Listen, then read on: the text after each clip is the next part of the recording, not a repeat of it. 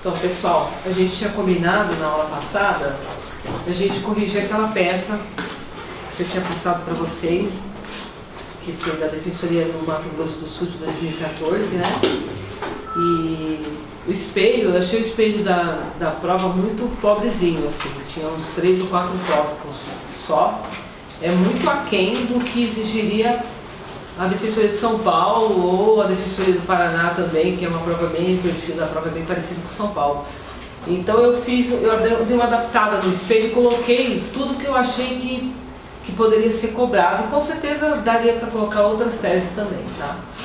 Então, acho que todo mundo já leu? Todo mundo chegou a pegar? Sim. Então vamos pular essa parte, que assim a gente economiza. Eu só grifei ali 3 pontos que o espelho, vou ler, ó. Hieronymus submeteu-se à cirurgia de transgenitalização há 15 anos, passando a ser conhecida como Thalia Grace.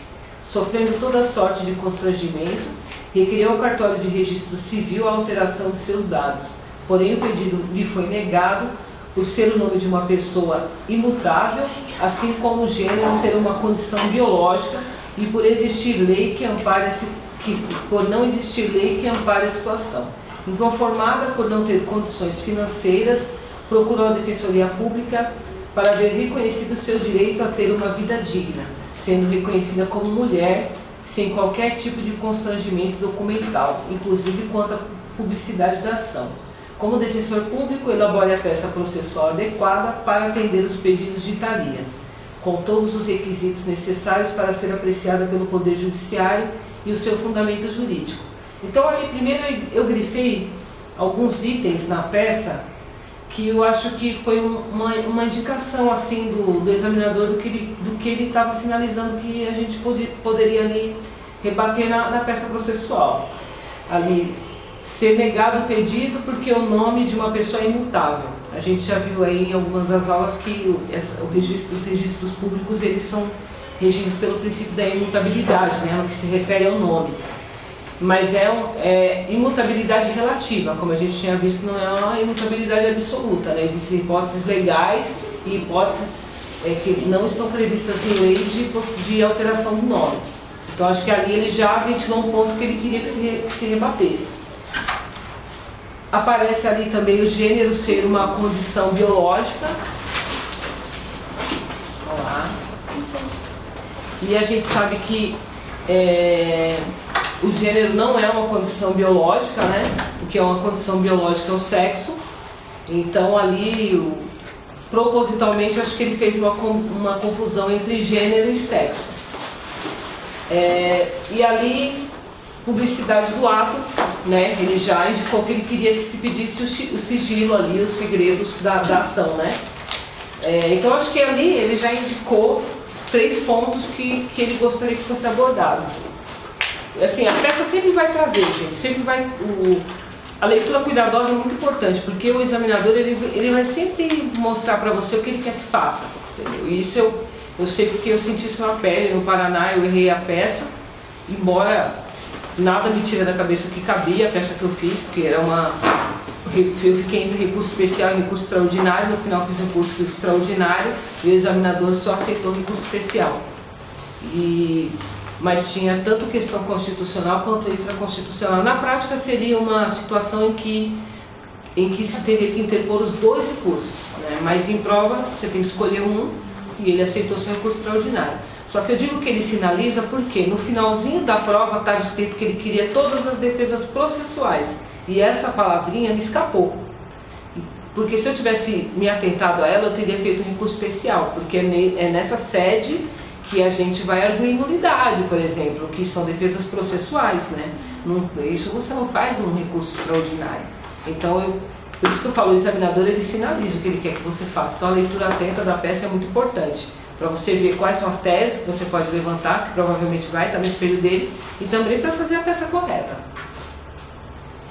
Aí a peça adequada, né, eu coloquei que era uma petição inicial, retificação de nome e sexo, redesignação ou redesignação de gênero, né?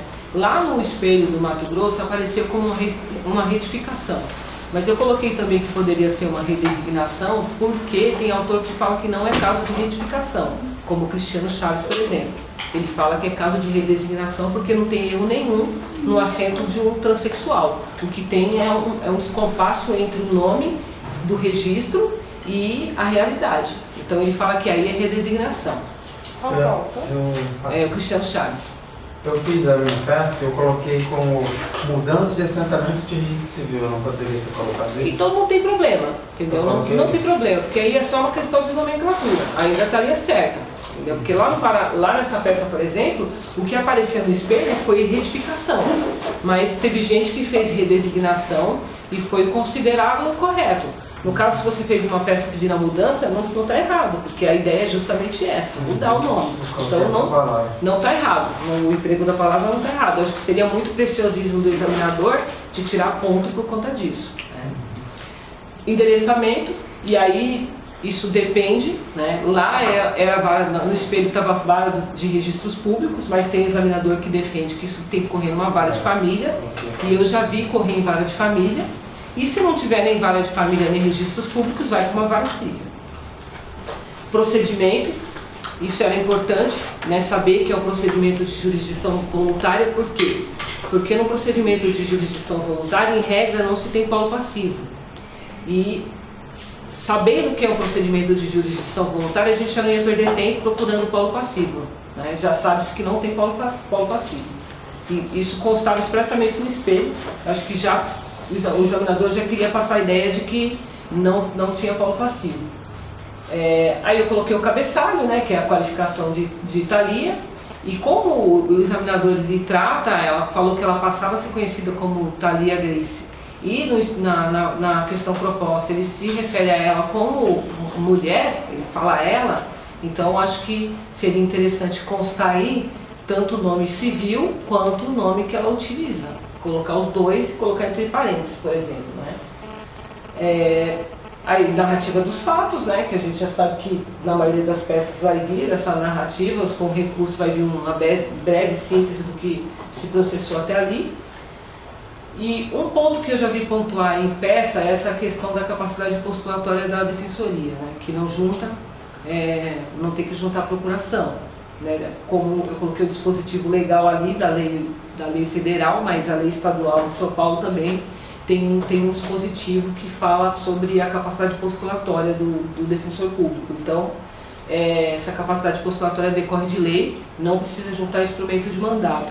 Então é sempre interessante colocar na peça assim, algo, por exemplo, Thalia Grace pela Defensoria Pública, assistida pela Defensoria Pública, pelo defensor abaixo assinado, com capacidade postulatória prevista no artigo tal. É importante colocar algo desse tipo para mostrar para o examinador que você sabe que a capacidade postulatória da defensoria, do defensor público, decorre da lei e não precisa juntar instrumento de mandato.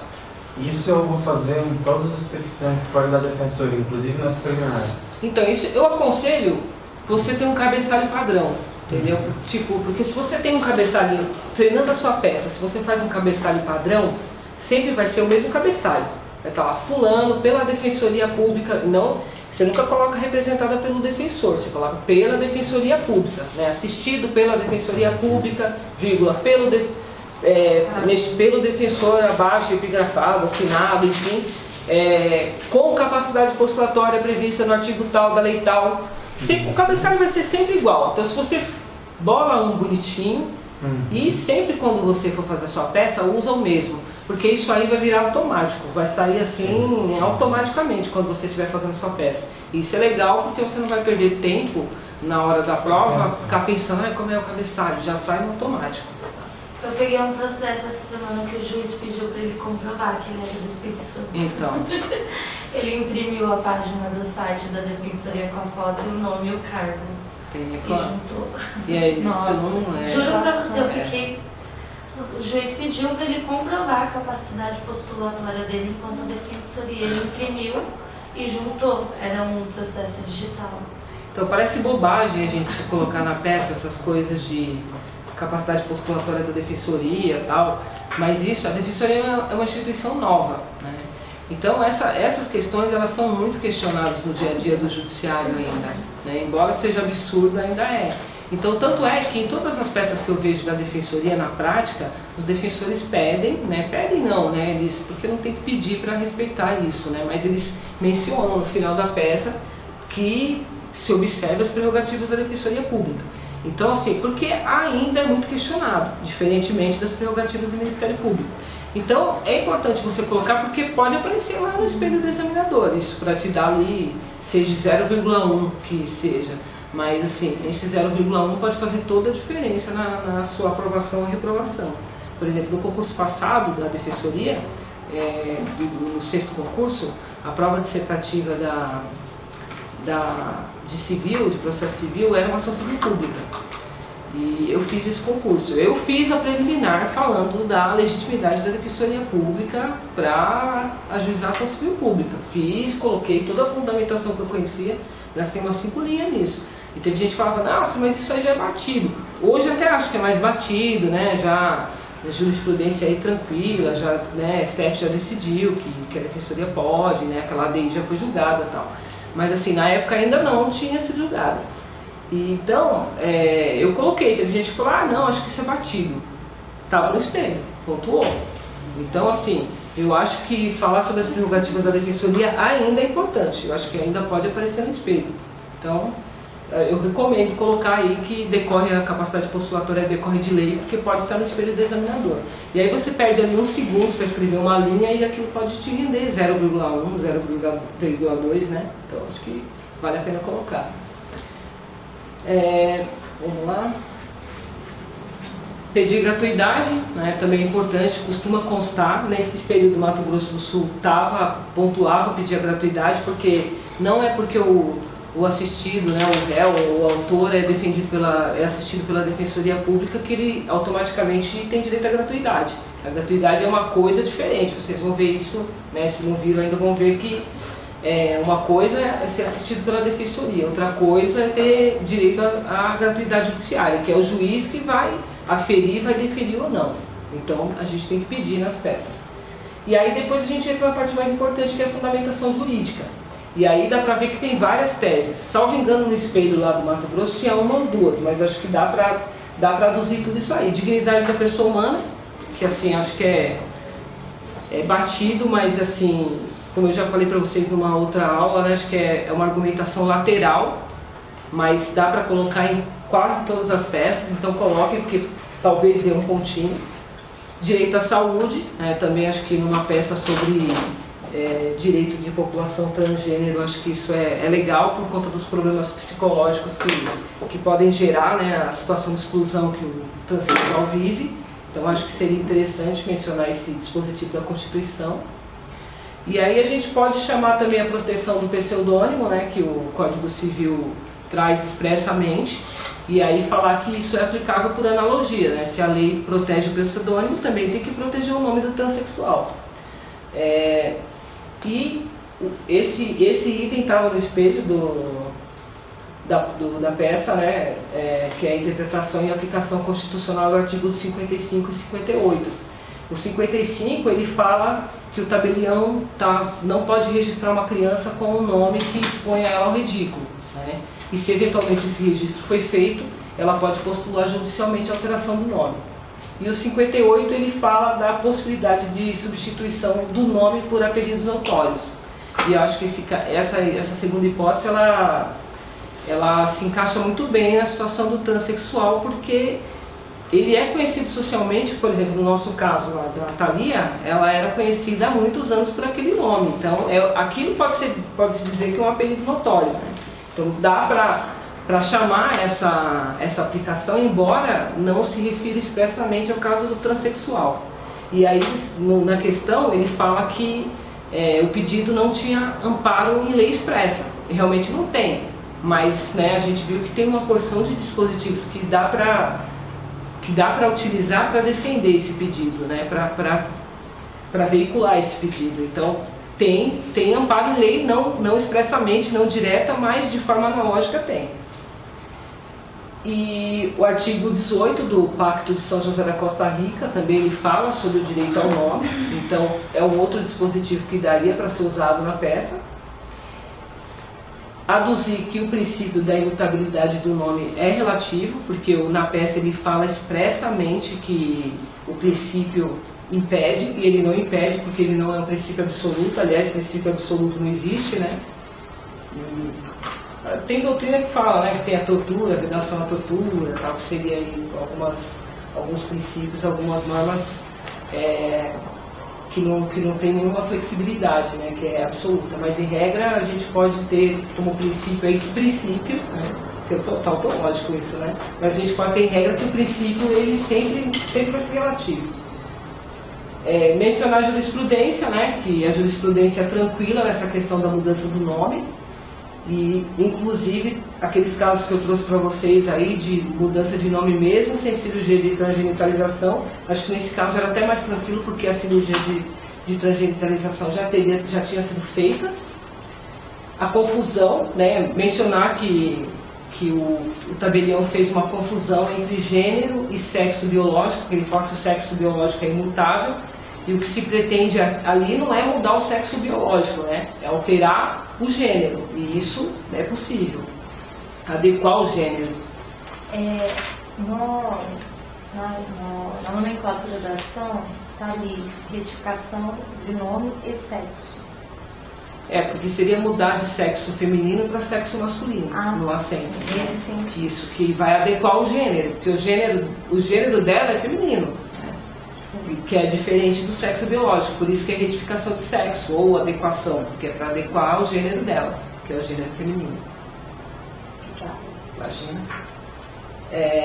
E aí, por fim, sustentar que a inexistência de lei que ampare o pedido, a inexistência de lei expressa, não veda, né, a postulação dela, porque tem todos aqueles fundamentos que a gente viu que dá para amparar esse pedido. Aí pedir a procedência, né, lá nos pedidos, pedir que o cartório se abstenha de fazer qualquer apontamento quanto à demanda e certidões, exceto por requisição judicial, e isso constava expressamente do espelho. A gente até viu numa aula anterior aí que o STF está debatendo aí a necessidade de constar ou não essa alteração, né, no documento expedido, mas eu acho que é interessante numa peça de defensoria defender que isso não tem que constar. Pedir que o processo tramite em segredo de justiça, também estava no espelho e o examinador já tinha sinalizado que ele queria isso. Pedir a gratuidade judiciária e aí pugnar pelo respeito das prerrogativas da defensoria pública. E aí não é interessante pedir, colocar requeiro que sejam observadas, não coloca um requeiro, porque a ideia é que isso não seria um pedido, que isso é uma obrigação do juiz observar as prerrogativas da defensoria. Então coloca lá, pugno pela observância, não coloca peço ou requeiro que se observe. Parece uma filigrama, assim, uma bobagem, mas tem examinador que se apega a isso na hora de corrigir a prova. Valor da causa, pedido de deferimento, local e data, não colocar data fictícia. Se não tiver nenhuma data na peça, coloca lá, local, vírgula, data. Pronto. Nome do defensor, não colocar nenhum nome fictício, coloca só nome do defensor, pronto. E entre parênteses escreve assinatura, já é o suficiente. Se ele der um nome, a gente coloca, se não der, não coloca nada. Tá? E aí é isso, gente. É um roteirinho aí, a ideia é trazer esse roteiro, né? E não fiquem pulando linha quando vocês fizerem a peça de vocês, entendeu? Pula no máximo uma linha. Nada de pular 5 linhas para a peça ficar bonita. Porque essas 5 linhas lá no final pode fazer falta. E aí não adianta você chegar lá no final da peça e ver que você não tem espaço para fazer pedido. Entendeu? Você faz a peça toda e chega na hora do pedido, faltou linha. E aí isso aí muito provavelmente vai significar reprovação. Uma peça sem pedido, provavelmente o examinador... A formatação não cabe na prova de peça. Então, o que eu recomendo, o que eu acho interessante é fazer uma peça o mais bonita possível. Entendeu? O que isso não significa que vai te reprovar. Mas, assim, o examinador vai ler 400 peças, né? E aí, talvez ele olhe para a sua peça e fale, isso aqui tá horrível, essa porcaria.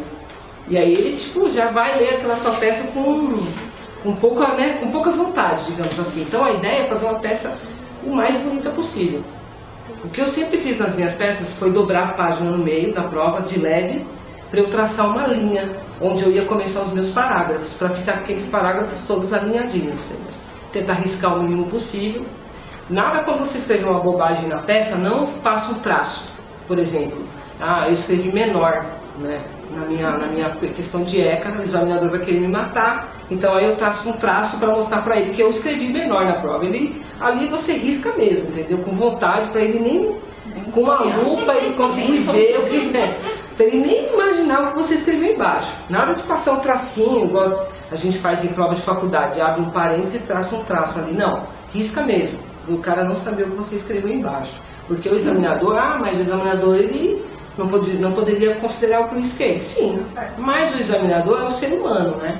Então, quem te garante que ele não vai considerar o que você riscou? Então, risque de forma que ele não tenha como ler. Risque de forma que ele não tenha como ler. É o ser humano que está lá do outro lado, entendeu? Não é uma máquina que fala, não, ele percebeu que está errado. Ele vai falar, puta, o cara não está normalizado para ser defensor público, porque ele ainda está escrevendo menor na prova. Volta a estudar mais um pouco. Entendeu? Então, se você escreveu aí, você fala, putz, ferrou, risca bem assim, não deixa ele saber se você não foi menor. Digo, né? Adolescente. 18. Então, Boa adolescente. Boa. Então, assim, o que eu fazia? Eu dobrava a página no meio para eu poder saber onde eu ia começar os meus parágrafos, para começar todos alinhadinhos, dava uma cara mais bonita na peça. Assim, porque ele vai ler com um pouco mais de gosto uma peça bonita. Mas o fato de a peça ter ficado feia não quer dizer que você vai reprovar. Porque, por exemplo, depende muito do perfil do examinador. No último concurso, a minha peça ficou muito feia, porque eu não sabia o que fazer, então eu comecei a fazer uma, comecei a fazer duas, comecei a terceira, que foi a peça que eu fiz, que era a peça que ele queria. Então, assim, eu pontuei bem, tirei uma das maiores notas na peça de processo civil. E assim, a peça estava horrível, foi a peça mais feia que eu fiz na minha vida. Então, isso mostra que o examinador, aquele examinador, não tinha esse apego formal todo. Mas isso não quer dizer que todos os examinadores não vão ter esse apego. Então, o ideal, por isso que o treino é importante, porque você vai escrever 5 horas ali sem parar, nem para beber água. E se você não estiver acostumado a fazer isso de vez em quando, não acostumado, porque você vai ficar fazendo isso todo dia. Mas se você não tiver um treino ali, sei lá, cada 10, 15 dias fizer isso, você não consegue escrever 5 horas com uma letra razoável, legível, uma coisa mais ou menos bonitinha.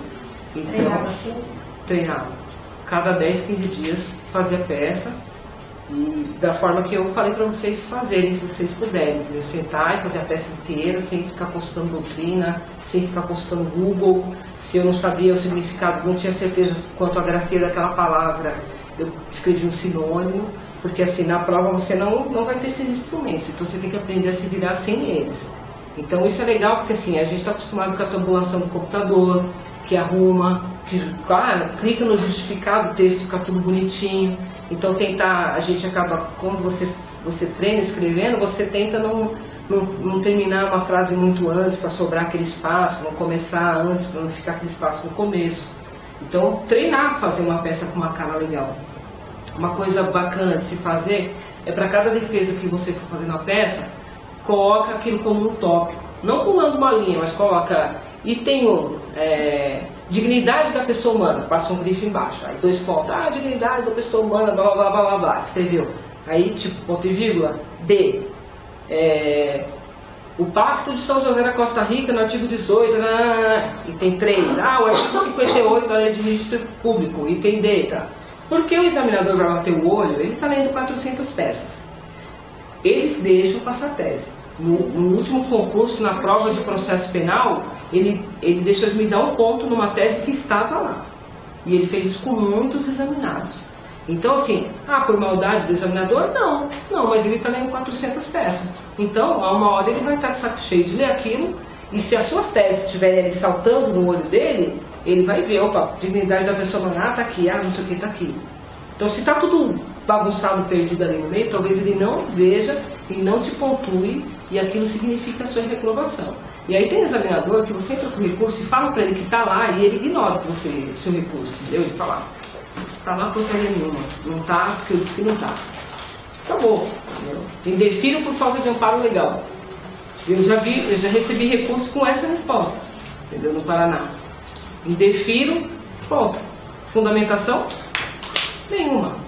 Então, por isso que é importante tomar esses cuidados, entendeu? Porque depois você vai ter que brigar com o examinador, falar, tá lá. Aí você fala, vou entrar com mandado de segurança, o judiciário fala pra você, é questão de prova, o examinador tem autonomia para isso, autonomia da banca, não cabe ao judiciário se miscuir nessas questões e te dá uma banana.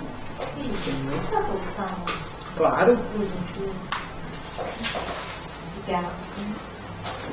Se vocês não quiserem copiar, gente, vou deixar esses slides para vocês, tá? Então fiquem à vontade aí. Eu não sei, eu cheguei a tratar dessa peça sobre retificação de registro civil. Isso, era uma retificação de nome e sexo, ou uma ação de redesignação de gênero. Foi uma peça que foi cobrada no Mato Grosso do Sul em 2014.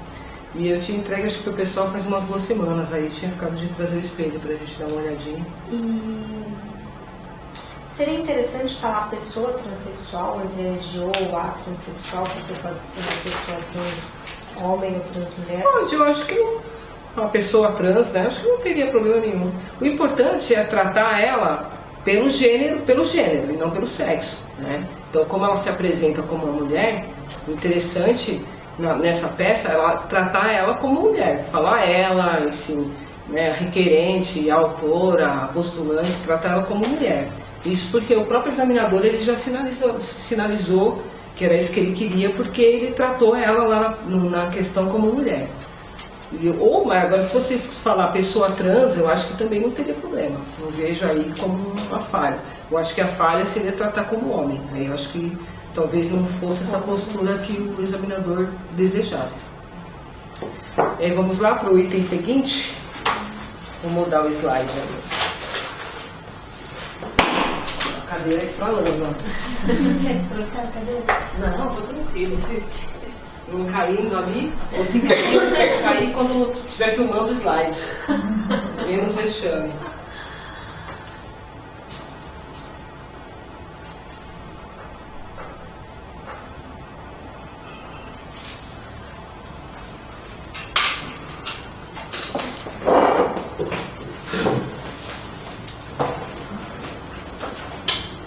Bom, pessoal, hoje a gente tinha 2 temas aí pra gente falar, né? Que é essa questão das pessoas jurídicas e os bens. Em relação aos bens, eu pulei toda aquela classificação, né, que eu acho que essa é simples, está na lei, e o que não está na lei a gente pode encontrar em qualquer livro de doutrina. E já fui direto para falar sobre bem de família, que eu acho que essa é a questão mais importante aí desse tema, principalmente para a defensoria. Cai muito em tudo quanto é concurso, mas acho que para a defensoria é uma questão bastante interessante. Aí eu trouxe o conceito de pessoa jurídica, né, que é o agrupamento humano criado na forma da lei e dotado de personalidade jurídica própria para a realização de fins comuns. E aí tem alguns sinônimos, né, que aparecem bastante na doutrina: ente de existência ideal, pessoa moral, universalidade, pessoa mística.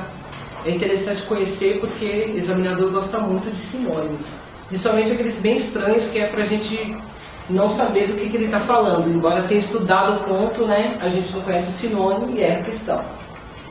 E aí é importante a gente traçar uma diferença em relação à pessoa física, né? Como a gente tinha mencionado em uma das aulas anteriores, a existência da pessoa física começa do nascimento com vida.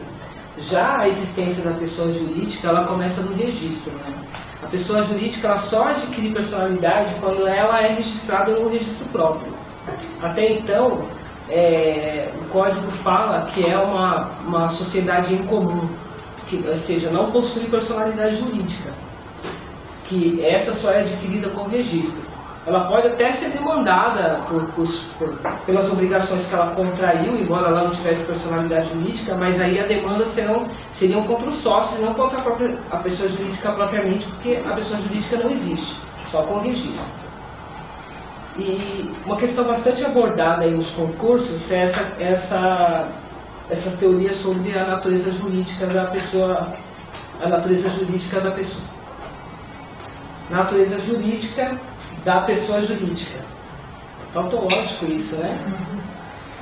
E aí a gente tem duas teorias principais, que é a negativista e a afirmativista.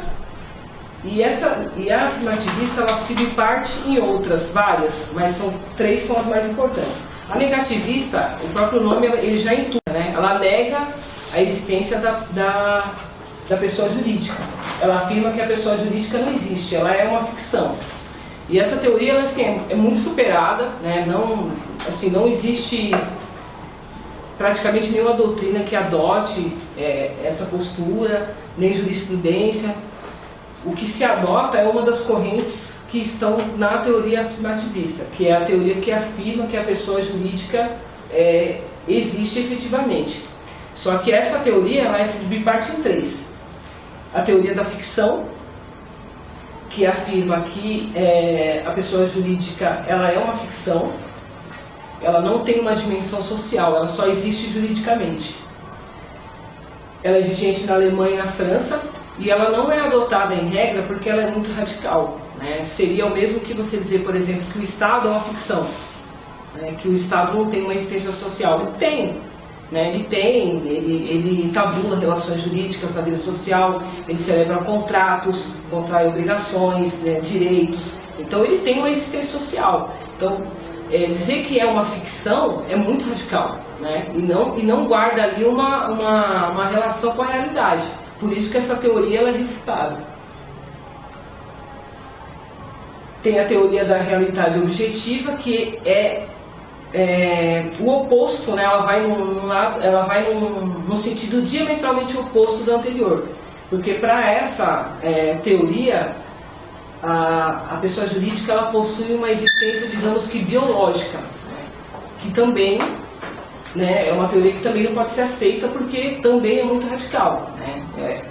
A pessoa jurídica ela não tem uma existência biológica, né? Ela é criada pelo direito, ela tem uma existência jurídica e ela tem uma existência social, mas criada pelo direito. Você pode dizer que ela tem uma existência biológica, que é o que essa teoria prega, né? Que seria como se fosse um organismo vivo para essa teoria. E por fim, a teoria da realidade técnica, que é a teoria mais aceita atualmente, né? Ela guarda aí o meio termo entre as anteriores, porque ela fala que, embora a pessoa jurídica seja uma ficção, tenha sido criada pelo direito, ela possui uma existência social, na medida em que ela celebra contratos, ela contrai direitos, obrigações. Então essa é a teoria mais adotada. Esse tipo de questão costuma cair em concurso, né, misturando as teorias. Como qualquer questão que exige em prova de múltipla escolha teoria, vai misturar as teorias. Vai falar, a teoria da realidade técnica afirma que a pessoa jurídica é um ente com existência biológica, por exemplo, né? Então o item estaria errado porque ele traz o nome da terceira teoria, mas com o conteúdo da segunda. Então essa questão aparece muito assim. Eu nunca vi, por exemplo, cair numa prova dissertativa pedindo para explicar as teorias. Então se conseguir decorar, que é tranquilo, o que tem dentro de cada teoria já é o suficiente para responder as questões. Não demanda maior apuramento, maior questionamento. E aí a gente tem as classificações. Eu trouxe essa classificação, que é a classificação que está no Código Civil, que é a classificação que costuma ser mais exigida em prova, né? Que está no artigo 44 do Código Civil, que fala que as pessoas jurídicas são as associações, as sociedades, as fundações, as organizações religiosas, partidos políticos e as empresas individuais de responsabilidade limitada. Essa última bem recente, salvo engano, acho que de 2010, que foi inserida no Código Civil. As organizações religiosas e os partidos políticos também foram inseridos no Código Civil após a promulgação do Código, né? Originariamente, nós tínhamos apenas as três primeiras, que já constavam, inclusive, no Código Civil de 1916. E aí é interessante a gente saber por que o legislador inseriu as organizações religiosas e os partidos políticos como pessoas jurídicas autônomas no Código Civil. Porque, se a gente for ver a rigor, os partidos políticos e as organizações religiosas, elas são espécies de associações, né? Então caberia muito tranquilamente lá dentro das associações. E o Código Civil, ele ali nas disposições transitórias, tinha um artigo que trazia um prazo de 1 ano para as pessoas jurídicas, as associações, sociedades, as fundações, se adequarem às exigências do Código. E aí teve muito esperneio das organizações religiosas e dos partidos políticos, porque os advogados, os contadores, enfim, os profissionais todos, eles não sabiam como proceder essa adequação dessas pessoas às exigências do Código. E aí o que se fez? O legislador destacou, né, as organizações religiosas e os partidos políticos, e porque isso fez com que essas duas entidades elas fossem afastadas dessa exigência. A exigência passou a se aplicar somente aos 3 primeiros, e não às organizações religiosas e aos partidos políticos, né? Isso porque essas duas entidades têm muita influência, né, dentro do nosso ordenamento. Então, a razão do legislador colocar esses dois como pessoas jurídicas autônomas no Código foi essa. Foi só para afastar da exigência, que, salvo engano, está no artigo 2031 do Código Civil. E aí, essa exigência passou a ser aplicável somente aos 3 primeiros, só que era 1 ano e esse prazo foi sendo prorrogado, salvo engano, a última prorrogação foi até 2007. Eu coloquei até, acho que eu coloquei mais ou menos, é isso mesmo, 2031. Porque, assim, do ponto de vista teórico, não tem diferença nenhuma, né? O partido político é uma associação, a entidade religiosa é uma associação também, então ela seguiria a mesma disciplina legal. A única diferença é essa, tanto é que o Código ele não traz nenhum desdobramento desse artigo, né? Ele não traça quais seriam as exigências para se instituir um partido político ou uma associação religiosa, porque as exigências são as mesmas para qualquer associação. É claro que o partido político, né, ele tem, se a gente for olhar o Código Eleitoral, vai ver que o Código Eleitoral ele traça algumas outras exigências para o partido político, mas é dentro do âmbito eleitoral. Civilmente, dá para classificar como uma associação tranquilamente. E aí acho que é importante a gente dar uma olhada aí nos requisitos, isso costuma ser bastante exigido em prova, né, os requisitos das fundações, das associações e da sociedade. As fundações, as associações e a sociedade, como a gente sabe, né, como foi mencionado, os 3 são pessoas jurídicas.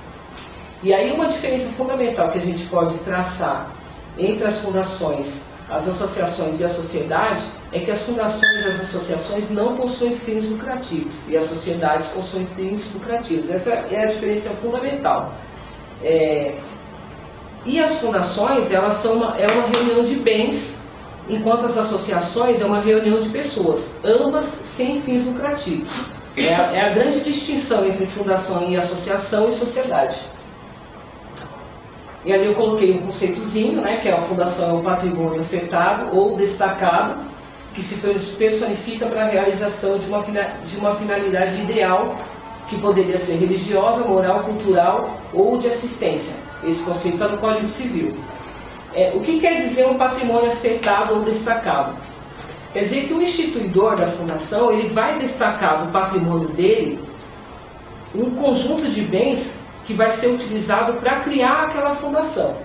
Então ele destaca ou ele afeta. Afetar quer dizer que ele destina aquele conjunto de bens, e ele pode fazer isso por testamento ou por uma escritura pública.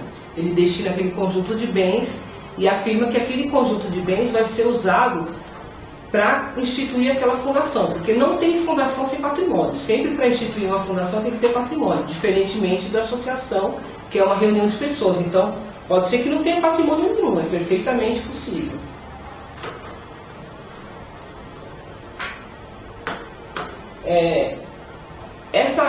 Essa não possuir, essa característica de não possuir finalidade lucrativa não quer dizer que a associação ou a fundação tem que ser deficitária. Muito pelo contrário. Ela vai ter que gerar algum tipo de renda, porque ela tem que se manter, né? A fundação tem que ter uma sede, a associação vai ter que ter uma sede, ela vai ter que ter bens materiais para o seu funcionamento, vai ter que contratar funcionário. Então, para tudo isso, ela tem que gerar alguma renda. Só que ela não tem finalidade lucrativa. O que significa isso? Essa renda ela não pode ser distribuída entre os associados ou entre os dirigentes, né, da fundação. Não pode ter essa distribuição de renda.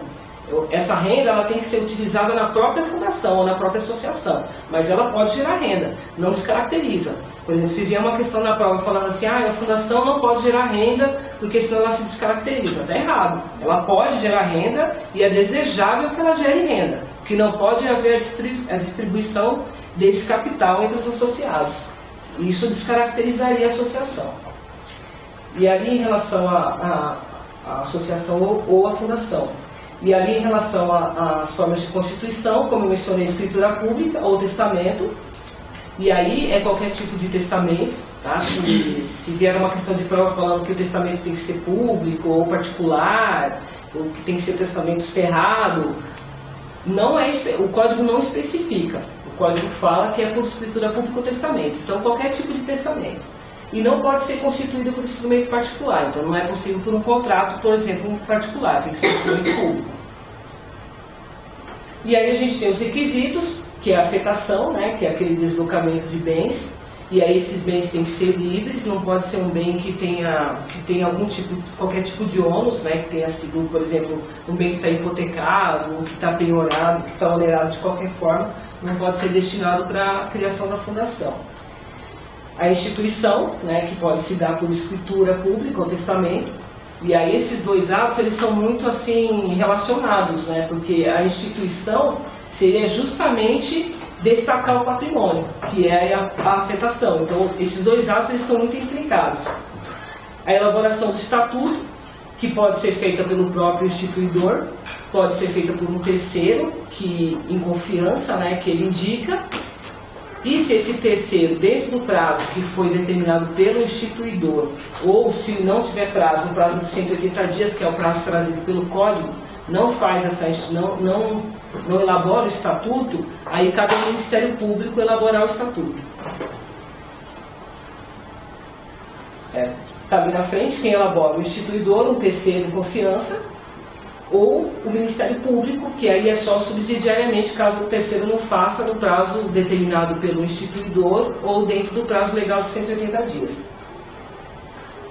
Depois da elaboração do estatuto, o estatuto tem que ser aprovado pelo Ministério Público. Se o Ministério Público elaborou o estatuto, não tem como ele mesmo aprovar o estatuto, né? Seria até ilógico. Ele elabora e na sequência do estatuto, ele aprova.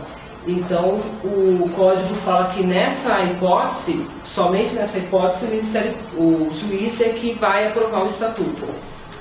E depois de tudo isso, o estatuto vai ser registrado no registro das pessoas jurídicas. E aí é nesse momento que a fundação nasce, efetivamente. Até então ela estava sendo criada, ela só nasce a partir do registro. Então, se não tiver o registro, ainda que tenha sido feito o estatuto, tenha sido aprovado pelo Ministério Público, não terá sido criada a associação. Esse ponto aí é um ponto interessante, gente, que o Código Civil, lá no artigo 66, o Ministério Público ele tem uma função muito importante em relação às fundações, porque o Ministério Público ele que faz a fiscalização dessas fundações.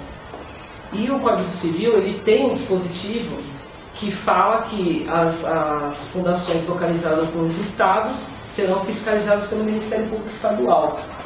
E a fundação localizada no Distrito Federal será fiscalizada pelo Ministério Público Federal. E aí o Ministério Público Federal entrou com uma ação direta de inconstitucionalidade, ajuizou uma ação direta questionando esse dispositivo. Porque no Distrito Federal tem o Ministério Público do Distrito Federal, que é muito similar ao Ministério Público Estadual. Então nessa ABI, o que o MPF falou? Que não seria uma competência do MPF fiscalizar as fundações localizadas no Distrito Federal. E aí o STF declarou a inconstitucionalidade desse dispositivo nesse ponto, para declarar que a competência aí seria do Ministério Público do Distrito Federal e não do Ministério Público Federal. E aí, supondo que uma fundação, como a gente tem fundações aí gigantescas, tipo Roberto Marinho, ou Fundação Xuxa Meneghel, tal, que são fundações expressivas, que por vezes tenham atividades em vários estados, né? Se ela tiver atividade em vários estados, aí essa fiscalização ela será feita em conjunto por esse Ministério Público de ambos os estados. Cada Ministério Público fiscalizando aquelas atividades que são praticadas dentro do seu estado. E em relação ao MPF, é importante a gente observar também que o MPF ele não faz essa fiscalização das fundações, mas ele poderá fazer, por exemplo, se a União doar ou destinar uma quantia ou valores ou bens para uma determinada fundação.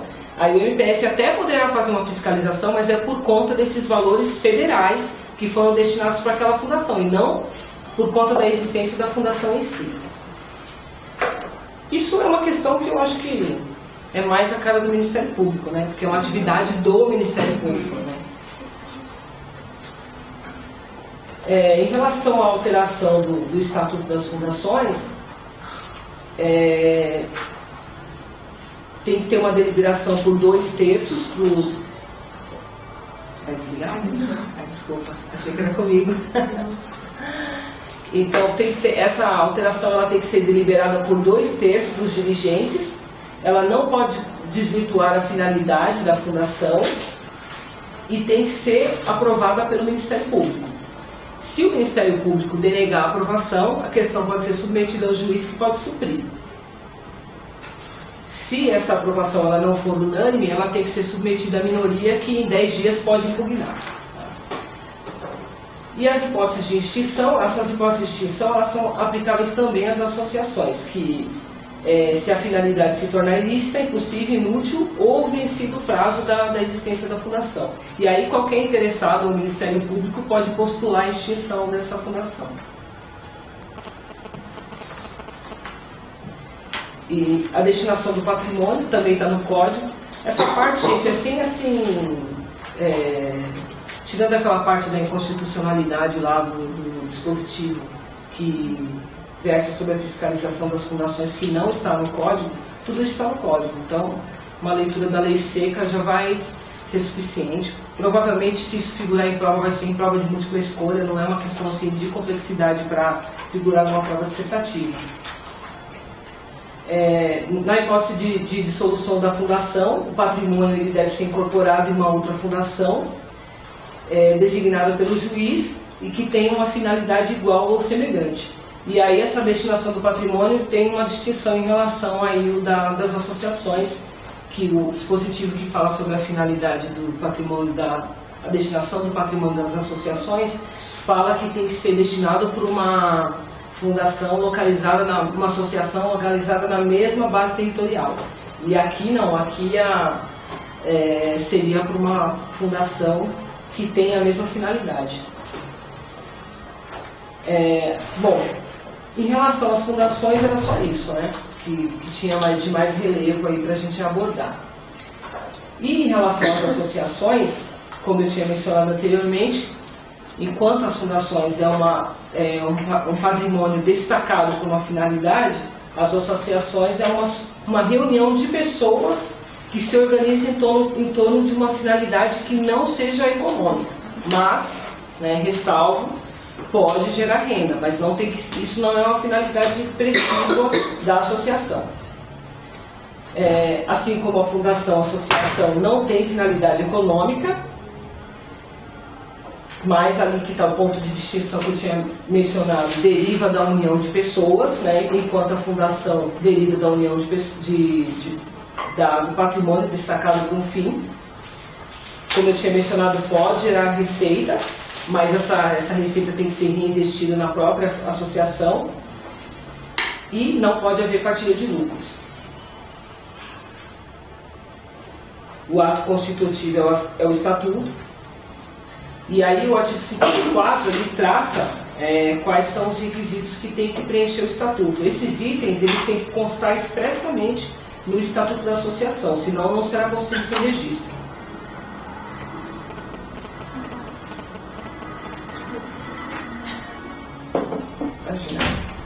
E aí está lá a denominação, a sede, os requisitos para admissão, demissão de sócio, direitos e deveres dos associados, as fontes de recurso. as condições para alteração do estatuto, a forma de gestão.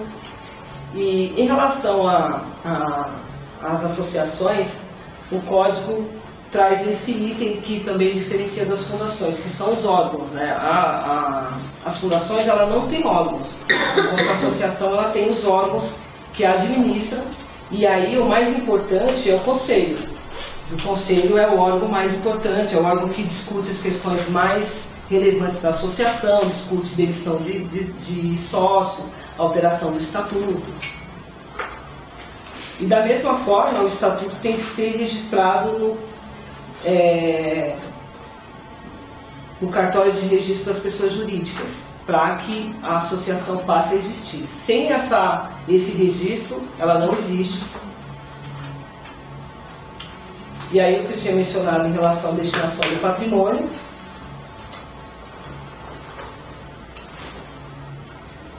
que se não tiver destinação no estatuto, diferentemente lá da fundação, né, que o patrimônio vai para uma fundação que tenha os mesmos fins ou fins semelhantes, já na associação o patrimônio ele vai para uma associação que esteja na mesma base territorial, municipal, estadual ou federal. E aí acho que esse ponto da expulsão do associado é o ponto mais importante aí, relativo, eu diria que relativo a toda essa parte de pessoas jurídicas, acho que esse é o ponto mais importante, que esse é o ponto que pode efetivamente ser cobrado numa prova dissertativa, que foi muito debatida aí pela jurisprudência, que é essa questão de se é necessário ou não contraditório para se expulsar um associado. O artigo 57 do Código Civil, ele admite a expulsão do associado e ele fala que tem que ter justa causa, que tem que ser assegurado o direito de defesa e que tem que ser assegurado o direito ao recurso. Esse dispositivo, ele não estava na redação originária do Código Civil, não tinha essa disposição traçando os requisitos para que um associado pudesse ser expulso de uma associação. Teve um caso, salvo engano, acho que foi no Rio de Janeiro, que foi um caso de uma associação de músicos, em que um associado foi expulso de forma... ele foi expulso sem nenhum tipo de procedimento. E aí ele ingressou com uma ação falando que a expulsão dele não poderia ser feita daquela forma, que ele teria direito ao contraditório. E aí o STF decidiu que a Constituição também é aplicada às relações privadas. Eu acho que vocês vão ver isso em direito constitucional, né, que é teoria horizontal, né? Isso, teoria gente, isso, fugiu o nome. Eficácia horizontal dos direitos fundamentais, né? Que é a aplicação dos direitos fundamentais nas relações privadas. Então, um caso muito importante que a gente teve aí no direito civil foi esse. Teve outros casos também, acho que no direito do trabalho, da aplicação da legislação trabalhista a funcionários de companhia aérea, acho que foi da Air France. Mas o caso pioneiro foi esse caso aí da Associação de Músicos do Rio de Janeiro. Então, a partir desse caso, a STF passou a decidir que a Constituição, as normas constitucionais de direitos fundamentais eram aplicadas a essas relações das associações, e aí a redação do Código Civil foi alterada para admitir expressamente um procedimento, né, para determinar que deveria haver um procedimento para expulsão de sócio.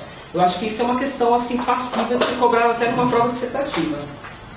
Acho que mais de constitucional, não é muita cara de direito civil, mas foi dentro nessa questão das associações que a matéria apareceu.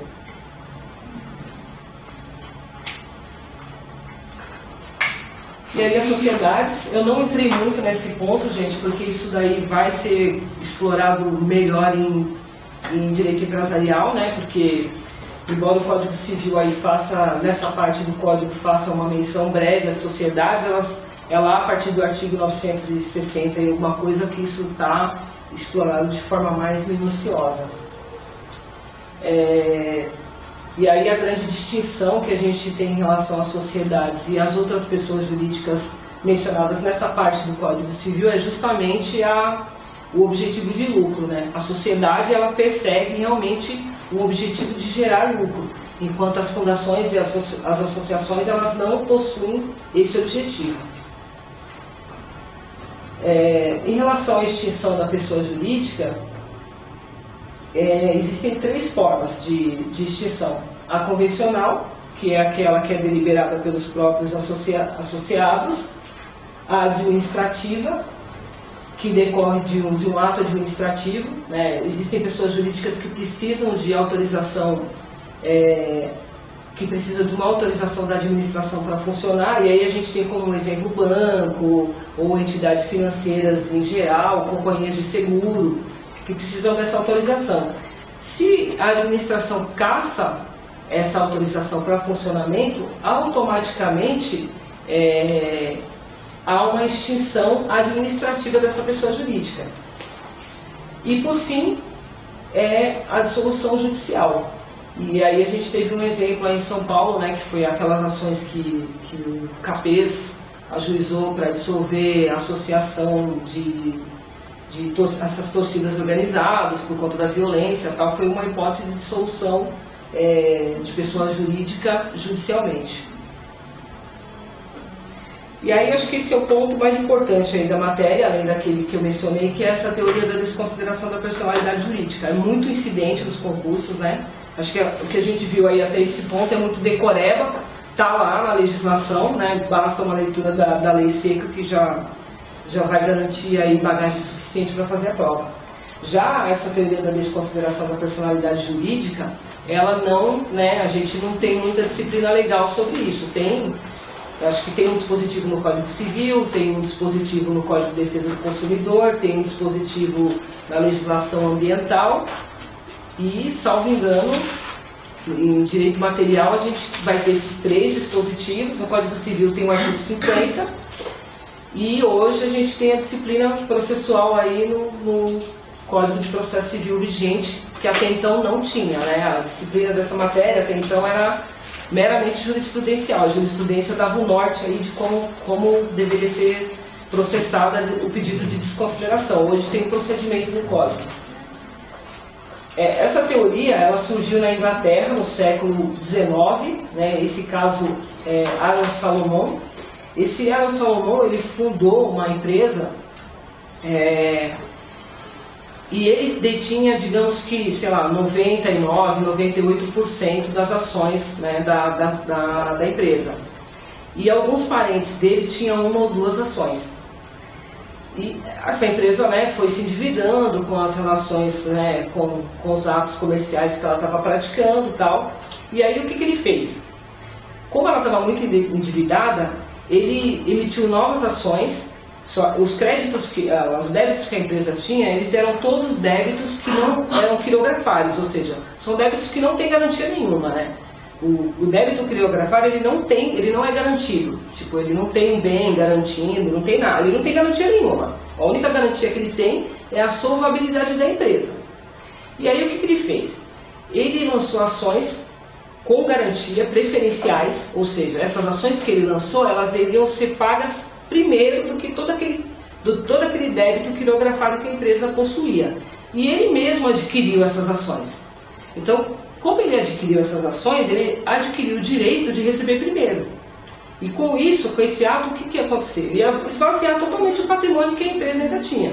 Ou seja, ele cometeu ali um ato fraudulento, né, para receber primeiro e impedir os credores da empresa de fraudar. Foi mais ou menos isso que aconteceu nesse caso. E aí esse foi aí o primeiro caso que a doutrina aponta de desconsideração da personalidade jurídica. Os credores foram ao judiciário e falaram, né, postularam, argumentaram que havia uma fraude e postularam a desconsideração da personalidade jurídica para que fosse penhorado os bens do Salomão, porque ele, com aquele crédito que ele tinha, ele esvaziou todo o patrimônio da empresa e impossibilitou os sócios, os credores de receberem.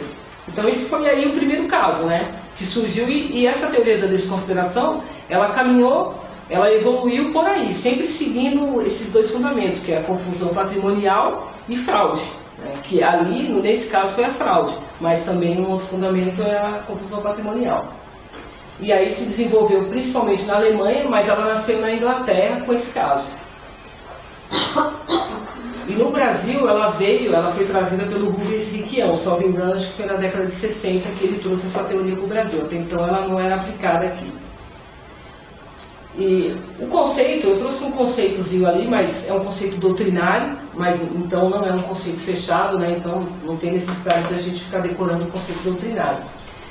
Mas ela pode ser conceituada como uma teoria que pretende afastar a personalidade jurídica da empresa e que o credor invada o patrimônio da pessoa física.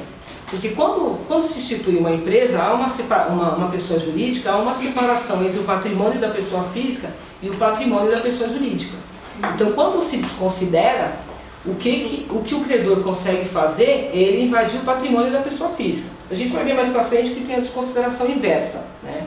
Mas esse conceito é o conceito tradicional de desconsideração da personalidade jurídica. Depois é que surgiu a desconsideração inversa. E aí é importante a gente não fazer confusão entre desconsideração da personalidade jurídica e despersonificação. Porque, por exemplo, na desconsideração, o que a gente tem? Naquele processo, ou para receber aquele crédito, a personalidade jurídica ela é afastada, mas ela não deixa de existir. E na despersonificação, a personalidade jurídica ela deixa de existir. A despersonificação ela seria, por exemplo, como uma extinção judicial da empresa, por exemplo. Ela destrói a personalidade jurídica da empresa. E já a desconsideração da personalidade não. Naquele episódio, naquele caso específico, a personalidade deixa de existir para que o credor possa receber dos bens particulares daquele sócio. E é aplicável à sociedade comercial, e em regra vai ser em relação à sociedade comercial que a teoria vai ser utilizada, mas ela também pode ser utilizada em relação a uma associação. E aí no nosso contexto, né, no contexto do Código Civil, a gente tem a particularidade das EIRELIs, que é aquela última pessoa jurídica que foi incluída naquele rol do artigo 44, que é a empresa individual de responsabilidade limitada, acho que é isso, né? Que significa sigla. Eu ia colocar o significado ali que é comprido e esqueci. Porque a empresa individual ela foi criada por quê? Ela foi criada porque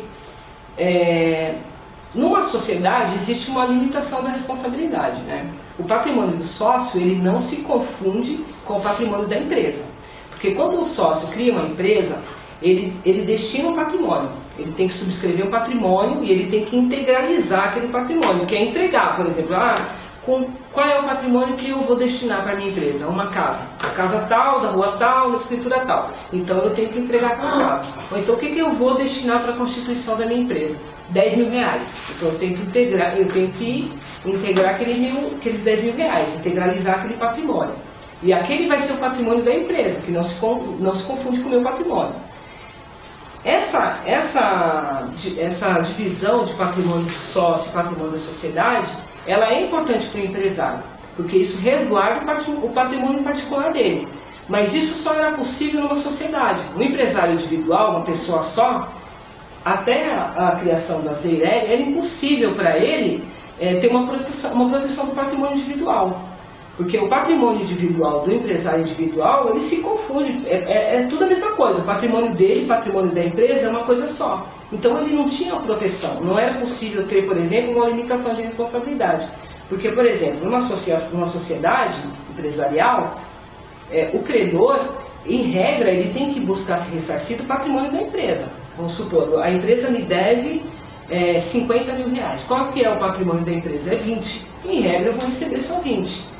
Se o sujeito cometeu uma fraude ou teve uma confusão patrimonial, isso falando de direito civil, porque se tratar de direito do consumidor, por exemplo, é diferente, os requisitos são outros. Mas pensando em direito civil, supondo que eu estou negociando com a empresa, eu não tenho relação de consumo, é uma relação civil, eu vendi para aquela empresa, sei lá, um carro, no valor de 50 mil reais. E aí a empresa tem como patrimônio só 20. O que eu posso penhorar? 20. A não ser que eu comprove que houve uma fraude, uma confusão patrimonial, o sócio retirou o patrimônio daquela empresa e colocou no nome dele para esvaziar a empresa e me prejudicar. Tirando essas hipóteses que eu poderia pedir a desconsideração da personalidade jurídica, eu vou receber 20. Agora, se é um empresário individual, não existe essa divisão. Então, não interessa o que ele destinou para a criação daquela atividade. Todo o patrimônio dele pode ser utilizado para pagar os débitos. Então, essa IRELI ela foi criada para conferir ao empresário individual algum tipo de proteção, porque limita a responsabilidade. Embora seja um empresário individual, ele pode destinar um patrimônio e o patrimônio particular dele vai estar preservado. Então, como existe aí uma separação entre o patrimônio do empresário individual e o patrimônio particular desse empresário, então, nessa hipótese, é possível a desconsideração. Então, quando se trata de empresário individual, a única hipótese que é possível ter desconsideração é na IRELI.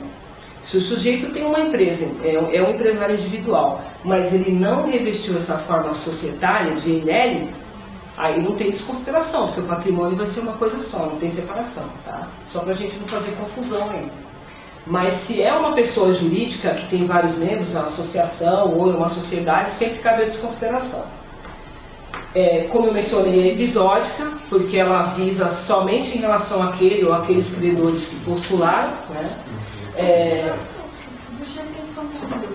Na IRELI existe possibilidade também de desconsideração. Se esse empresário vier para algum tipo de abuso, fraude ou confusão, cabe porque tem separação do patrimônio. Sim, aí pode ser que pode caber essa desconsideração. Porque a ideia da IRELI foi justamente essa. Porque antes, o que se fazia? Em regra, as pessoas criavam uma sociedade que em regra tinha um sócio só. Por exemplo, o sujeito criava uma sociedade com um irmão, por exemplo, e ele tinha 99% das cotas sociais e o irmão tinha 1. Na verdade, ele fez aquilo só para não criar uma empresa individual. Porque se tem uma empresa individual, ele não tem como limitar a responsabilidade, ele pode comprometer todo o patrimônio dele. Então eles faziam sociedade, tinha praticamente um sócio só, para limitar a responsabilidade. A IRELI ela veio trazer justamente essa ideia, permitir ao empresário individual limitar a responsabilidade. Então se ele limita a responsabilidade, se ele limita o patrimônio que ele está empregando naquela atividade empresarial, então ele pode cometer fraude.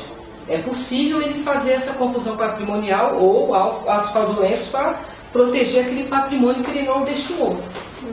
Então, por conta disso, é possível se desconsiderar. Porque a ideia da desconsideração é justamente essa, né? A ideia é que o sujeito use a pessoa jurídica para cometer fraude ou para proteger o patrimônio particular. Então, e a ideia é justamente proteger o credor, permitindo que naquela circunstância a personalidade jurídica seja desconsiderada. Então, como na IRELI é possível usar essa não personalidade jurídica separada, porque na verdade não há, continua sendo uma empresa individual, mas como tem a limitação da corporativa. Exatamente. Como tem essa limitação, é possível desconsiderar. E não existe limitação de valor também, como na ME, na MPP, pode ser valor na IRELI. Tem valor também. Agora eu não me recordo exatamente, acho que nem posso, mas tem valor. É 100 vezes o valor do nosso salário mínimo.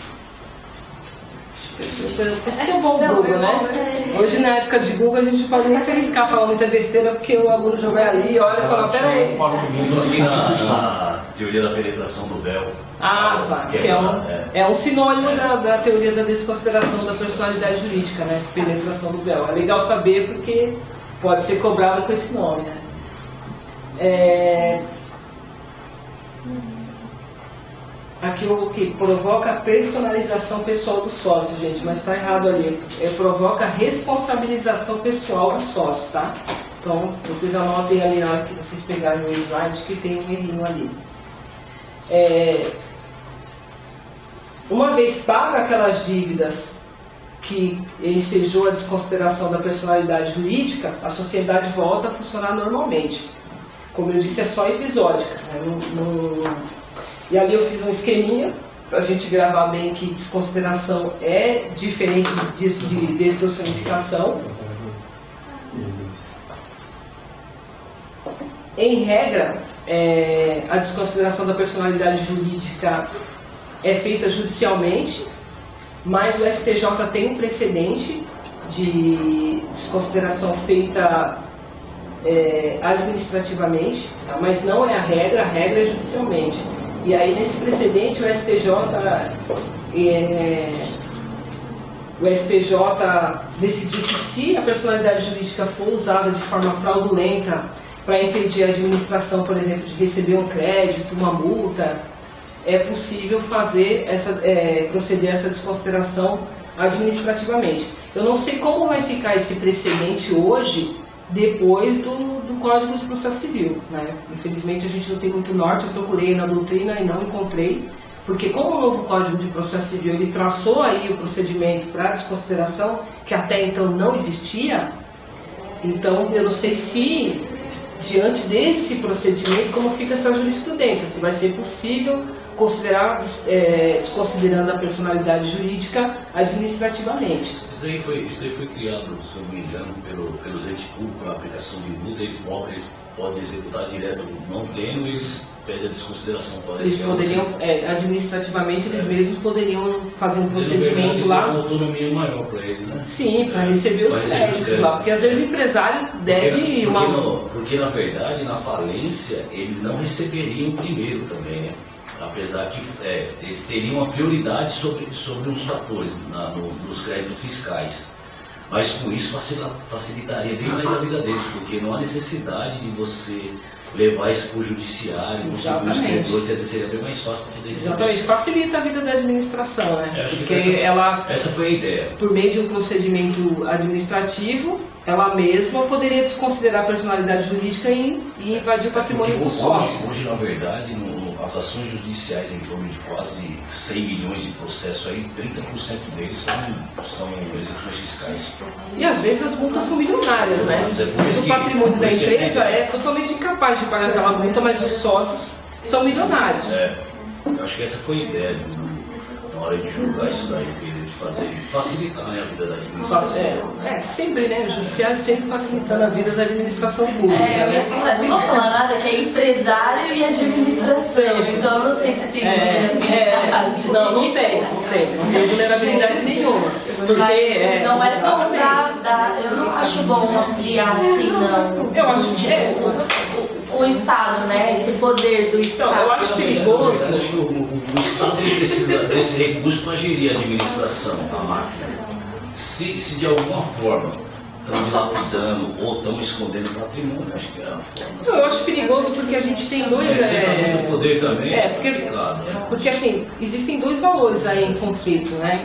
Que é a sobrevivência da empresa, que é um valor importante, né? Porque o empresário ele se propõe. Não que eu seja aqui a capitalista defendendo as empresas, né? Muito pelo contrário. Mas a gente vive num mundo capitalista, né? E o empresário ele se propõe a correr riscos, né? Para empreender aquela atividade e ele gera emprego. Então, assim, a teoria da desconsideração ela é boa porque ela possibilita ali a coibir uma fraude, por exemplo, ou uma confusão patrimonial, a não permitir que o empresário utilize aquela pessoa jurídica de forma fraudulenta. Mas ela pode ser ruim, porque ela vulnera a empresa, né? Então, se ela for usada de forma assim, responsável, ela pode prejudicar a sobrevivência daquela empresa. Na verdade, no outro modelo, a gente poderia ter a administração da massa falida e continuar o funcionamento da empresa. Nesse critério, não. A gente afasta tudo isso daí, eu não olho para ninguém, eu olho porque eu tenho direito para receber. Exatamente. Muitas vezes a administração pública, ela pode fazer ela pode realizar a desconsideração da personalidade jurídica administrativamente e receber antes de credores vulneráveis, por exemplo, um credor trabalhista, por exemplo. Né? Então, é realmente perigosa. Mas, assim, essa jurisprudência é uma jurisprudência muito isolada. Eu não encontrei outra. Eu só encontrei esse caso. É importante porque, às vezes, o concurso pede uma exceção, né? Então, eu até coloquei ali um número, de repente, alguém quiser dar uma olhada. Mas, assim, é excepcionalíssimo. Eu só encontrei esse caso. E aí, a disciplina legal, eu coloquei ali 2 artigos, né? O 28 do CDC e o artigo 50 do Código Civil. E aí, a gente... eu coloquei ali a redação do Código Civil, que é importante. Eu não fiz o cotejo com a redação do Código de Defesa do Consumidor, mas o que que eu queria chamar a atenção é que o Código de Defesa do Consumidor, ele não exige fraude, ele nem exige confusão patrimonial. E aí tem a diferença que a doutrina traz entre teoria maior e teoria menor. Que a teoria maior seria aquela que teria sido adotada pelo Código Civil, porque ela exige justamente aqueles requisitos: descumprimento das obrigações, abuso do sócio ou administrador, e aí esse abuso ele se caracteriza pelo desvio de finalidade ou pela confusão patrimonial, e não existe, a jurisprudência é tranquila que não existe aí a necessidade de comprovar um dolo específico desse administrador, basta que se caracterize ali o desvio de finalidade ou abuso patrimonial. Esses são os requisitos exigidos pelo Código Civil, que adota aí o que a doutrina chama de teoria maior. Por que teoria maior? Porque ela exige mais requisitos. Então, para a gente não fazer a confusão com o nome aí, acho que basta pensar que teoria maior porque é mais, ela exige mais requisitos. E a teoria menor, ela é adotada pelo Código de Defesa do Consumidor porque ela exige menos requisitos. Ela não exige a confusão patrimonial e nem a fraude. Basta que se comprove que o consumidor vai ficar ressarcido porque a empresa não tem condições de dissolver aquele débito, por exemplo. Comprovando isso é o suficiente para desconsiderar a personalidade jurídica. Daí a doutrina denominar de teoria menor. Relações de consumo entre as partes, e lá na maior, geralmente são relações patrimoniais entre empresários, né? Então, tem alguns aspectos que dá para a gente... Sim, porque o Código Civil, aliás, o Código de Defesa do Consumidor, ele é menos rigoroso. Menos rigoroso com relação a isso. Porque ele entende que o reconhecimento da vulnerabilidade. O consumidor está numa situação de vulnerabilidade. Por esse motivo, existem menos requisitos para desconsideração. Da mesma forma, a teoria adotada pela legislação ambiental também é a teoria menor, porque oferece maior proteção para o meio ambiente. E, assim, na nossa legislação, o único dispositivo aí, o único diploma que adota a teoria maior é o Código Civil, né? Porque o Código Civil, ele parte do princípio que as pessoas, elas estão numa situação de equivalência, né? Por exemplo, um banco negociando com uma empresa, né? Não tem relação de consumo, tem paridade, o banco tem condições de negociar aquilo. Então, o código, a legislação parte do princípio que não precisa oferecer maior proteção para aquela pessoa, porque ela está numa situação de paridade, diferente formal, do consumidor. Né? Oi? Seria uma igualdade formal. Exatamente. Elas estão numa situação de igualdade. Às vezes o banco, inclusive, provavelmente ele tem um poderio muito maior do que aquela empresa, inclusive. Então, para que oferecer maior proteção? Né? E aí a gente tem, até o advento do Código de 16, não tinha procedimento na lei para desconsideração da personalidade jurídica, né? A jurisprudência que tratava aí o delineamento dessa desconsideração, né? E a jurisprudência entendia que era possível ser postulada numa execução, e na hipótese de deferimento e indeferimento a jurisprudência admitia o agravo, mas era o delineamento que tinha era unicamente jurisprudencial e doutrinário. O Código de 2016, ele estabeleceu ali no artigo 133 ao 137 o procedimento para desconsideração. Ele trouxe um incidente novo, que é o incidente de desconsideração da personalidade jurídica. Então o procedimento hoje ele está delineado, até então não estava. E aí o Código de Processo Civil ele fala que o procedimento se inicia por provocação da parte ou do Ministério Público, não pode ser iniciado de ofício, e ele também traz expressamente que ele pode ser realizado em qualquer fase do processo de conhecimento, no cumprimento de sentença ou na execução. E a jurisprudência, ela traça alguns limites aí. Segundo a jurisprudência, não é possível, por exemplo, com a desconsideração, invadir o patrimônio de qualquer sócio. Seria o patrimônio do sócio que responsável por aquela fraude, ou por aquela confusão patrimonial, ou pelo administrador, ou administrador. Se for um sócio que não é administrador, ele vai ter que ter sido responsável pela fraude. Tem uma ideia aí de causalidade, foi aquele que causou a fraude, que causou a confusão patrimonial, que ensejou aquele prejuízo, é o patrimônio dele que tem que ser invadido, e não de qualquer sócio. Por quê? Porque, né, ali eu coloquei o motivo abaixo. Por que isso? Porque a medida, na verdade, ela é uma sanção, né? Ela é uma sanção pela fraude, pela confusão patrimonial, pelo abuso na utilização da personalidade jurídica. E se é uma sanção, não é possível que essa sanção atinja o patrimônio de uma pessoa que é inocente. O administrador, em regra, sempre o patrimônio dele vai ser invadido, porque se ele gere a pessoa jurídica, ele conhecia a fraude ou a confusão patrimonial, ele conhecia o abuso. Se ele não conhecia, então provavelmente ele foi um administrador ali irresponsável, né? E aí a gente tem eu coloquei o enunciado 7 da Jornada de Direito Civil, que fala justamente isso, né, que a desconsideração só pode atingir o patrimônio do administrador ou dos sócios que hajam praticado a fraude ou a confusão patrimonial, e não de sócio inocente. E por fim, gente, a desconsideração inversa, que com o Código de 2016 passou a estar prevista expressamente também, é o único diploma que fala em desconsideração inversa. Até então ela era uma construção também inteiramente jurisprudencial e doutrinária, né? Porque assim, a gente tinha dispositivo que falava em desconsideração, mas que não falava em desconsideração inversa. Mas essa desconsideração inversa, ela já vinha sendo utilizada. Por que esse nome, desconsideração inversa? Ela seria justamente a desconsideração da personalidade jurídica da empresa, mas para invadir os bens da empresa. E desconsidera a personalidade jurídica da empresa porque o sócio possui uma dívida, né, e praticou uma fraude ou uma confusão patrimonial para invadir os bens da empresa. Isso era muito usado, por exemplo, para ficar mais claro, no direito de família. Por exemplo, uma ação de divórcio. Aí o marido, né, ele tem lá ele é sócio daquela empresa e ele passa vários bens, ou coloca valor em dinheiro, ou veículo que era dele para a empresa, para prejudicar a esposa na partilha, né? Como a esposa não é sócia da empresa, ela não teria nenhum direito sobre aqueles bens da empresa, ele transfere aquele patrimônio para a empresa. E na hora da partilha dos bens, a esposa ela teria uma cota menor.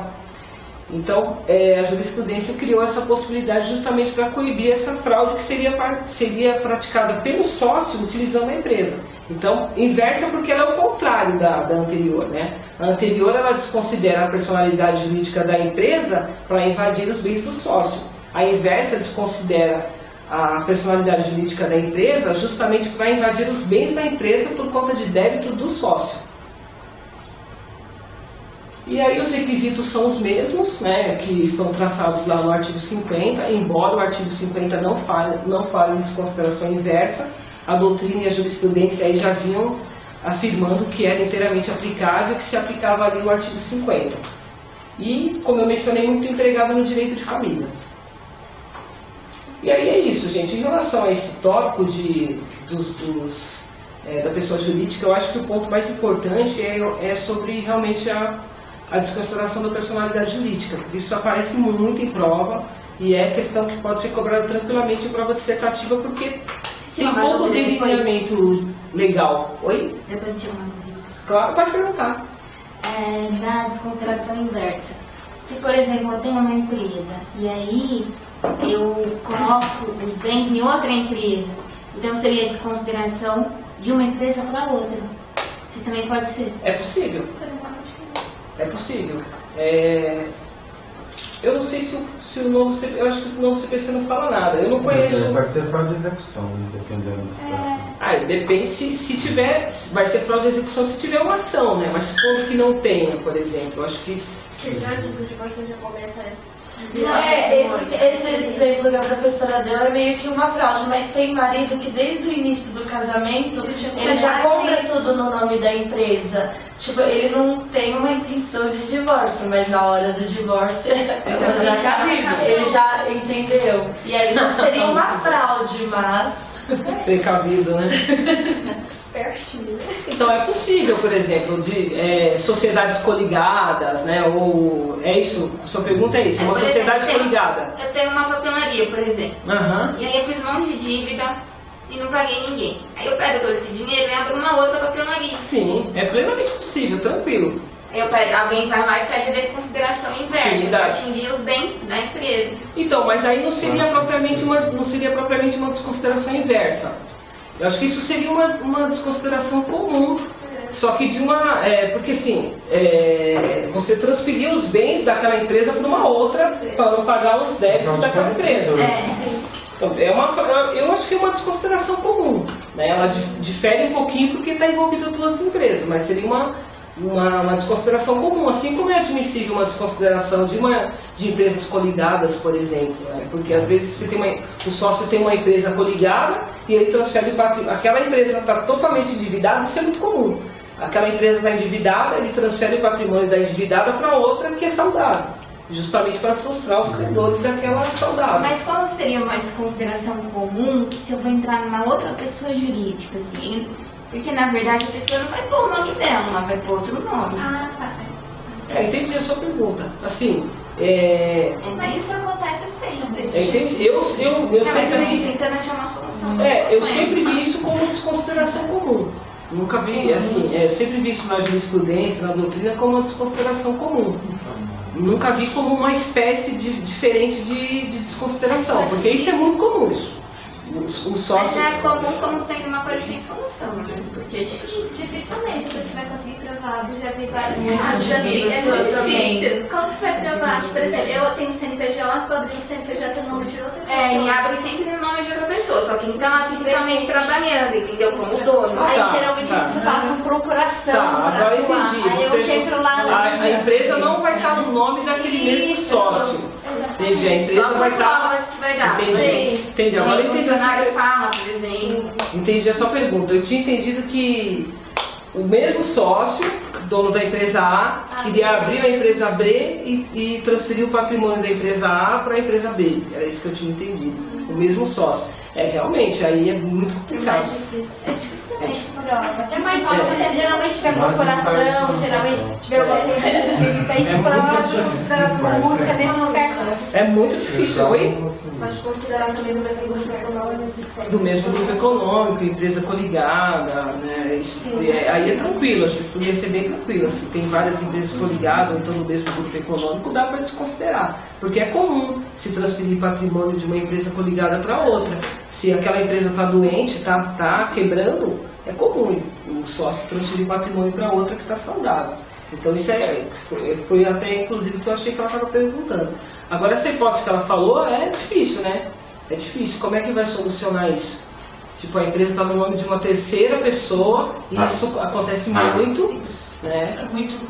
É muito comum. E geralmente esse sócio, ele não vai ter nada no nome dele, ainda que se desconsidere a personalidade jurídica dele. Algumas vezes esse sócio, ele transfere os bens. Então tem um monte de maquinário. Esses maquinários vão para a nova pessoa jurídica. O que dá para... por código, sabe? O que poderia ser feito aí seria fraude contra credores, né? Se não existe nenhuma ação, ou se existe ação, fraude à execução. Isso dá, isso seria tranquilo, né? Porque assim, se ele está devendo e transferiu o bem, ele está fraudando os credores. Agora, se tem uma ação e ele transferiu, a fraude à execução. Aí... Mas é difícil de comprovar, né? Tanto a fraude contra credores quanto a fraude à execução são ações que geralmente não dá em nada porque é difícil de comprovar. Mas aí a situação de fraude é bem tranquila, assim. Nesse ponto, assim, tecnicamente falando, não digo que seria tranquilo na prática conseguir receber esse crédito, mas assim, juridicamente seriam essas as soluções. Acho que é uma situação diversa de desconsideração. E aí, vocês querem fazer uma pausinha ou querem continuar? Eu vou novamente pedir a gentileza de vocês para eu ir embora daqui umas 10h10, que eu ainda estou sem carro. Mecânica sim, né? Seu carro fica pronto amanhã. Espero que